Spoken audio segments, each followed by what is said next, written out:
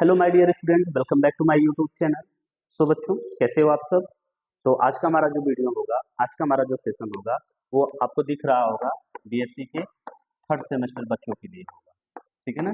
इस सेशन में हम उसको आज बच्चों लोग आप लोगों को आज ना एक इक्वेशन बताएंगे।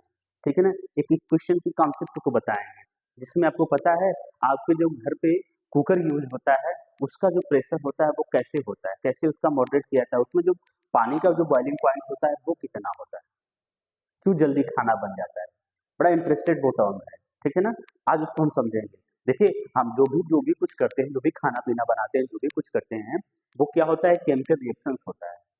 ठीक है। वो केमिकल रिएक्शन के थ्रू होता है। आप बोलोगे अच्छा केमिकल रिएक्शन हर जगह, हाँ हर जगह केमिकल रिएक्शन, केमिस्ट्री तो हर जगह पाई जाती है। ठीक है। चलिए स्टार्ट करते हैं आज का जो सेशन हमारा है।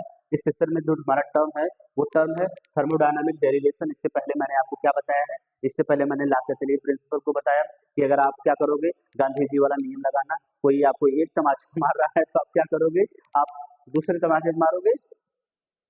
गांधी जी क्या बताए थे, गांधी जी ये बताए थे कि दूसरे एक तमाचे मार दे रहा है ना कोई ना, एक गॉल पे मार दे रहा है तो आप क्या करिएगा, आप दूसरा वाला से हिला के उसके टेम्परेचर को कम करने की कोशिश करिएगा। या तो ऐसा करिए ना, गांधी जी सही बताए थे, लास्ट सत्रीय प्रिंसिपल को फॉलो करते थे कि आप अगर आपको इधर कोई अच्छे से जोर से मार दे रहा है आप इधर भी मरवा लीजिए, ताकि वो टेम्परेचर वो टेम्परेचर दोनों का क्या रहे, बैलेंस रहे। आप ऐसा करोगे नहीं, आप तो तुरंत देखो थर्मोडायनामिक डेरिवेशन में जो हमारा है वो derivation of law of mass action का कैसे किया जाता है। सिंपल एक्सप्लेनेशन इसका दिया जा रहा है। कंसीडर रिएक्शंस, जनरल रिएक्शन हम मानते हैं। वो रिएक्शंस क्या है, ए बी, फिर उसके बाद ए और बी का चेंज हो जा रहा है सी और इंटू डी में। ए small B small C small D क्या है, आपको पता है वो कोफिशिएंट है। हम एक रिएक्शन लेते हैं, वो ऐसा रिएक्शन लेते हैं। इस रिएक्शन के लिए जो गिव्स फ्री एनर्जी होगी इक्वेशन वो ऐसा लिखा जाता है ना, आपको पता है ना, याद है आपको। ठीक है। एल एन क्यू है। ठीक है। एल एन क्यू क्या बताता है, क्वेश्चन होता है। इसको इससे लिखा जाता है जहां पर del del not is standard free energy है, जी क्या है, गैस है।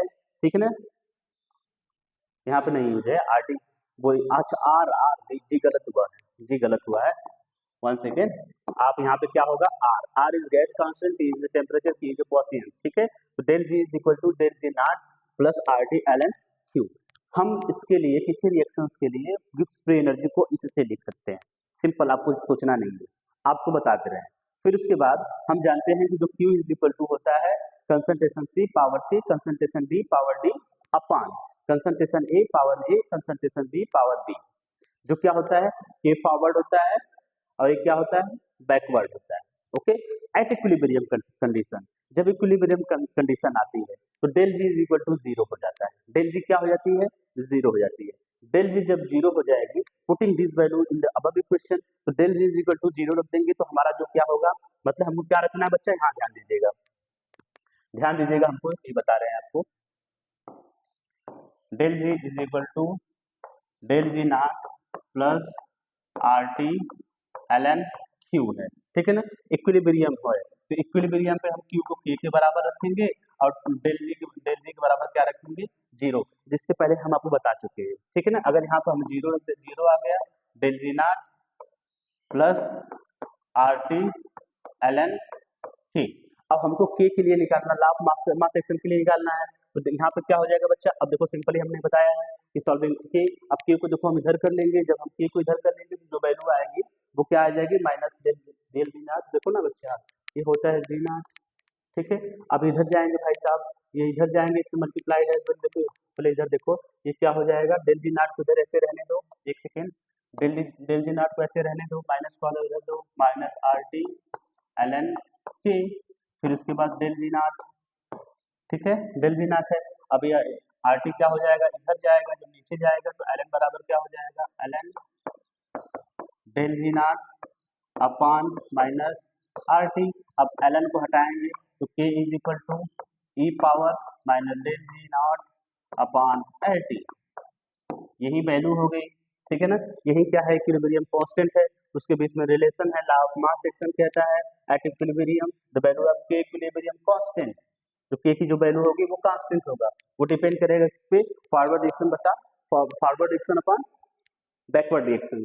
ठीक है। समझ में आया ये चीज।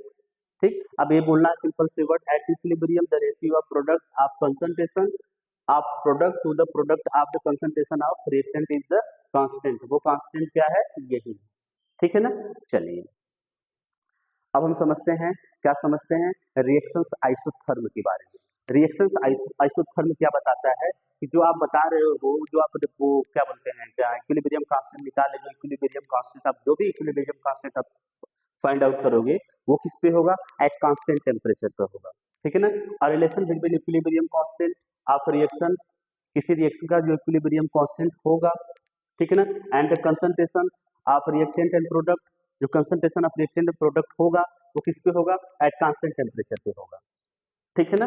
चलिए it's show the composition of reaction mixture of equilibrium change with the concentration of pressure, concentration से हो या प्रेशर से हो, लेकिन वहां पे क्या होगा, टेम्परेचर क्या होगा, कांस्टेंट होगा। ये सेक्शन क्या है, सेक्शन ए का most awaited most important question है, what is the isotherm, what is the isochore, ठीक है ना। किसी रिएक्शन के लिए suppose this is gaseous reaction which are equilibrium in each other, जो अपने इक्विलिब्रियम में होंगे, उसके लिए क्या होगा बच्चा, उसके लिए एक हम इक्विलिब्रियम कांस्टेंट निकालते हैं जो होता है के फॉरवर्ड अपॉन के बैकवर्ड, ठीक है ना। तो हम जो इक्विलिब्रियम कांस्टेंट बता रहे हैं किसी कंसंट्रेशन के रिएक्टेंट की कंसंट्रेशन का, वो कहाँ होना चाहिए, टी क्या होना चाहिए, कांस्टेंट होना चाहिए, बस इनका यही कहना है, एट कांस्टेंट टेम्परेचर, ठीक है। रिएक्शन आइसोथर्म एक्सप्रेस है क्वांटिटेटिव क्वालिटेटिव दो तरह का होता है, ठीक है ना। क्वांटिटी मतलब जिसे आप बोलते हैं अमाउंट में, between the concentration end of the reactant and product at the equilibrium constant temperature. चलिए आप समझते हैं रिएक्शन टाइप। उस ऊपर वाले में आपको ये करना है कि जो आप इक्विलिब्रियम कांस्टेंट आप बता रहे हो, समझिएगा, जो इक्विलिब्रियम कांस्टेंट बता रहे हो वो कंसंट्रेशन ऑफ रिएक्टेंट का है या तो रिएक्टेंट का या प्रोडक्ट का है, उस समय जो कंसंट्रेशन आप बता रहे हो उस समय आपको टेम्परेचर क्या रखना होगा, कांस्टेंट रखना होगा। डेफिनेशन सिंपल ऐसा रखना होगा, एट द कांस्टेंट टेम्परेचर। आप समझते हैं रिएक्शंस आइसोथर्म आइसोकोर्स में, रिएक्शन आइसोकोर क्या बताता है, reaction isochore is the relation between the temperature and the equilibrium constant के आपको केमिकल रिएक्शन, बस यहाँ पर ये सिंपल करना है, वॉल्यूम को कांस्टेंट करना है, वॉल्यूम को कांस्टेंट करना है, आपको रिएक्शन आइसोकोर समझ में आ जाएगा, ठीक है ना। आइसोथर्म में क्या होगा, टेम्परेचर कांस्टेंट करना है, आइसोकोर में क्या है वॉल्यूम कांस्टेंट करना होगा। इसको कहते हैं वन हाफ आइसोकोर्स इक्वेशन, इसको हम वन हाफ आइसोकोर्स इक्वेशन कहते हैं। डेरिवेशन इसका है नहीं, सिंपल सा डेफिनेशन है। देखिए कांस्टेंट वॉल्यूम पे जो होता है वो del N K upon D T, मतलब इसको आप ऐसे लिखोगे तो ज्यादा बेटर समझ में आएगा, del N K upon D T is equal to del E upon R T square, ठीक है ना। अब देखो के क्या है, इक्विलिब्रियम कांस्टेंट है, एब्सोल्यूट टेम्परेचर टी है, जी क्या है, गैस कांस्टेंट, जी का जी नहीं है जी, आर क्या है, गैस कांस्टेंट है, टी क्या है, देन ई क्या है, change in energy of the reactions. पहले ये एनर्जी रिएक्शंस की क्या थी और बाद में एनर्जी क्या थी, ठीक है। If the reaction occur at the constant pressure, जब रिएक्शंस को अकर मतलब रिएक्शंस होता है कब, कांस्टेंट प्रेशर पर, तब हमारी जो वैल्यू हो जाएगी वही वैल्यू हो जाएगी डेल एच हो जाएगी। कांस्टेंट वैल्यू पे था तो हमारा जो वैल्यू रहेगा ये रहेगा, कांस्टेंट प्रेशर पे होगा तो हमारा वैल्यू ये होगा, ठीक है ना। जब हमारा वैल्यू ये कांस्टेंट प्रेशर पे होगा, देखो reaction isochore tales how the equilibrium constant change with the temperature when the value is kept constant. जब जो किसी भी इक्विलिब्रियम का टेम्परेचर कैसे चेंज होगा, जब हम प्रेशर को वॉल्यूम को क्या करेंगे, कांस्टेंट रखेंगे। आइसोकोर ये बताता है, सिंपल आपको लिखना होगा तो ये आप यूज कर सकते हो, हट ले रहे हैं इसको आप यूज कर सकते हैं, ठीक है। चलिए अगर रिएक्शन एंडोथर्मिक है तो डेल एच का मान क्या होगा, जीरो से बड़ा होगा।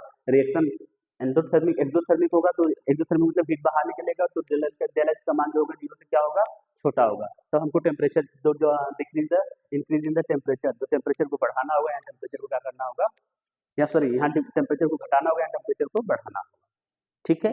चलिए हमारा नेक्स्ट इंपॉर्टेंट टर्म है वो क्लासियस-क्लैपेरॉन इक्वेशन है। क्लासियस-क्लैपेरॉन इक्वेशन हमको ये बताता है, क्या बताता है, फेज इक्विलिब्रियम को बताता है। फेज इक्विलिब्रियम मतलब कैसे लिक्विड का सॉलिड में चेंज होना, लिक्विड का गैस में चेंज होना, ये सब चीजें बताता है, ठीक है ना। अच्छे से प्रॉपर से बताते हैं कैसे इसको फेज इक्विलिब्रियम भी बोला जाता है, ठीक है। चलिए समझते हैं Clausius-Clapeyron equation were later divide. देखिए क्लैपेरॉन सबसे पहले क्लैपेरॉन इक्वेशन दिया गया था, क्लैपेरॉन इक्वेशन आपके सिलेबस में है नहीं, थोड़ा सा उसके बारे में बताएंगे क्या होता है क्लैपेरॉन इक्वेशन। तो उसको डिराइव किया कौन था, रुडोल्फ क्लासियस ने, ठीक है ना, रुडोल्फ क्लासियस ने बताया था, इसीलिए इसे क्लासियस-क्लेपेरॉन इक्वेशन कहा। देखो क्लेपेरॉन इक्वेशन को सीधा पकड़ के ये थोड़ा सा पढ़ लिए, थोड़ा सा उसमें मॉडिफाई कर दिए, इसकी वजह से क्लासियस-क्लेपेरॉन हो गया, जो हमको पढ़ना है। इसी क्लासियस-क्लेपेरॉन की वजह से आपका जो घर में यूज होता है कुकर, वो इसी सिद्धांत पे काम करता है, ठीक है ना। चलिए, the Clausius Clapeyron equation is a thermodynamic relation. ये क्या होता है? थर्मोडायनामिक रिलेशन होता है।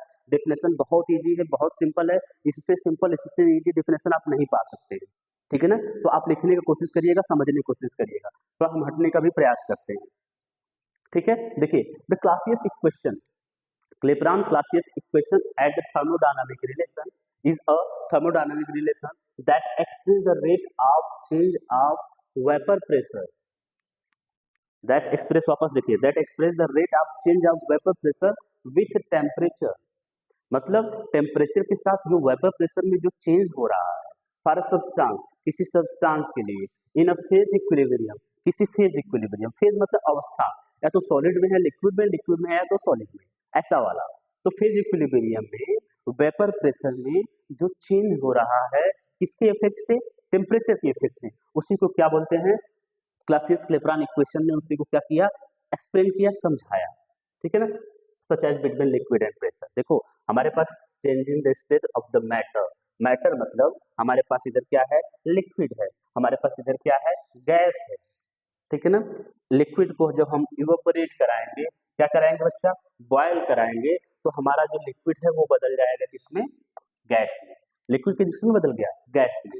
फिर अब गैस को अगर हम कंडेंसेशन कराते हैं, अगर उसको हम क्या करते हैं? कंडेंसेशन मतलब उसको आप बोलते हो जमाना, फ्रिज में आप जमा करते हो ना अच्छे से, हाँ, तो ये किसमें कन्वर्ट हो जाएगा? लिक्विड में। तो ये जो गैस लिक्विड, गैस में गैस लिक्विड में हो रहा है, तो उनके बीच में इक्विलिब्रियम बनेगा, एक ऐसा पोजीशन होगा जो ना ही लिक्विड होगा ना ही क्या होगा? गैस होगा। चलिए समझते हैं। अब देखो इसके डेरिवेशन को समझा जाता है, सिंपल सा होता है, समझने की बात है बस। According to Clapeyron equation, Clapeyron equation क्या कहता है? क्लेपेरॉन इक्वेशन कहता है डेल पी, कैपिटल पी रहेगा, dp चेंज इन प्रेशर, देखो dp is equal upon dt is equal to del H upon, इसको देखो dp upon dt is equal to del H upon t bracket में vg minus vl लिखा जाएगा, ठीक है ना। आप लिखिएगा इसको अच्छे से। देखिए डेल dp अपॉन dt ये क्या बताता है?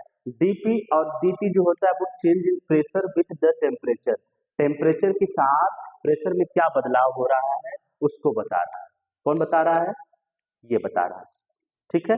अब देखिए डेल एच क्या है? लेटेंट हीट बताता है। अब बोलो लेटेंट हीट क्या होता है? देखिए एक मोल लिक्विड को वेपर में बदलने के लिए जो ऊष्मा चाहिए होती है, जो हीट चाहिए होती है, उसे लेटेंट हीट कहा जाता है, ठीक है ना। लेटेंट हीट मतलब कि देखो आपके पास क्या है?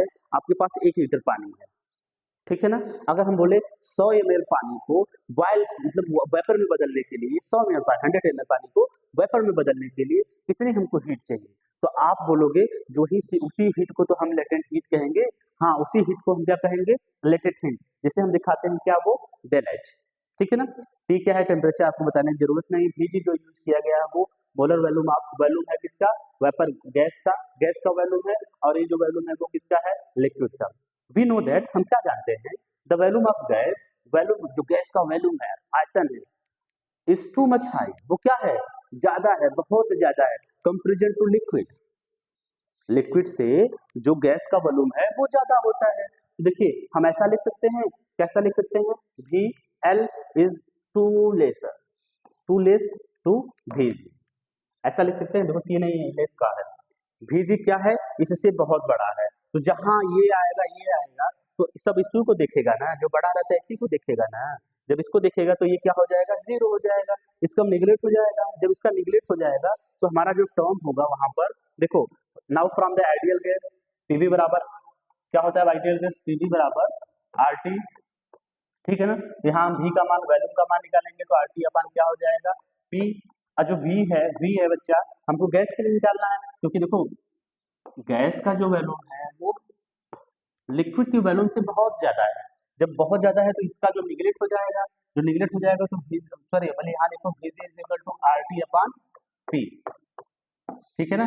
अब इसका वैल्यू ये निगलेक्ट हो जाएगा ना, ये अपना दिमाग में रखिए बच्चा। अब इसका जो वैल्यू है हम कहाँ पे रखेंगे, इस इक्वेशन में रखते हैं, इस इक्वेशन में रखते हैं। तो यहाँ जब इक्वेशन देखिएगा ये जो वैल्यू खत्म हो जाएगी, जब खत्म हो जाएगा तो हमारे पास कौन सा वैल्यू आ रहा है बच्चा, डीपी, यहीं पे करते हैं। देखिए हम यहाँ पर किए होंगे, हाँ, पुटिंग द वैल्यू ऑफ, हम इसलिए देखो इसलिए डेरिवेशन वगैरह सब कुछ करके रखते हैं कि ताकि आपका टाइम कम लगे, क्योंकि आपके पास टाइम नहीं है, ठीक है ना। टाइम कम टाइम में जल्दी जल्दी सिलेबस को कंप्लीट कराया जाए और आपको समझ में आ जाए, ठीक है ना। देखिए अब वी बराबर इतना समझ में आया आपको, ठीक। Putting the value of V Clapeyron equation, Clapeyron equation में हम इस वैल्यू का पुट करेंगे, क्लेपरॉन इक्वेशन यही होता है ना। तो हमको पता है कि जो वैल्यू है किसका, गैस का, वो वैल्यू है वाटर, वो यहाँ पे यार लिखा जाएगा, वो क्या होगा, लिक्विड के वैल्यू से बहुत ज्यादा है तो भी एल कैंसिल हो जाएगा। जब एल कैंसिल हो जाएगा तो जो हम अपना वैल्यू रखेंगे वो वैल्यू क्या रखेंगे, D P dt is equal to del H upon T. V G value कितना है बच्चा, आप बोलोगे R T upon P, P चला जाएगा ऊपर तो क्या हो जाएगा बच्चा, हमारा हो जाएगा del H P R T square हो जाएगा, यही है ना, del H P R T square हो जाएगा। अब क्या बोल रहे हैं, इसका आप इंटीग्रेशन करिए, कैसे इंटीग्रेशन करना है, तो जो टर्म है वो इसको नीचे करिए, डीपी क्या हो जाएगा, DP upon sorry DP upon यहाँ हो जाएगा पी, पी वाले को टर्म नीचे कर लीजिएगा, यहाँ पे क्या हो जाएगा del H del T sorry del T upon R T square, ठीक है ना। अब इसका इंटीग्रेशन करना है, क्या करना है, इंटीग्रेशन, इंटीग्रेशन लगाएंगे, कौन सा इंटीग्रेशन लगाएंगे, लिमिट लगाएंगे, लिमिट कहाँ से, P1 से P2, ठीक है ना, T1 से T2। जब हम इंटीग्रेशन ये लिमिट लगा के अब इसका इंटीग्रेशन करेंगे बच्चा, इसका इंटीग्रेशन करेंगे तो हमारे पास जो वैल्यू आएगी वो क्या आएगा, ln P2 upon ln P2 ln P2 upon P1 del H vapour हो जाएगा, ये वेपर है, अपॉन क्या हो जाएगा, ये R है 1/T1 माइनस 1/T2, ठीक है ना। ये फार्मूला आपको दिमाग में रखना होगा, याद करना होगा, प्रैक्टिस करोगे ये याद हो जाएगा, ठीक है ना। बस अगर आप मैथ से हो तो आप इसको सॉल्व कर सकते हो, बायो से हो तो आपको प्रैक्टिस करना होगा, ठीक है ना। आप बोलोगे अच्छा इस क्वेश्चन को छोड़ देते हैं, छोड़ना मतलब ये है ना कि ये इंपॉर्टेंट क्वेश्चन होता है, इससे क्या होगा एग्जैक्टली आपको फुल टू फुल मार्क्स मिलेंगे, इसमें कोई दिक्कत नहीं होगा, तो इसको प्रैक्टिस आप कर लीजिए, ठीक है ना। देखिए हमारे पास 3 केस जनरेट होता है इससे, इस इक्वेशन से।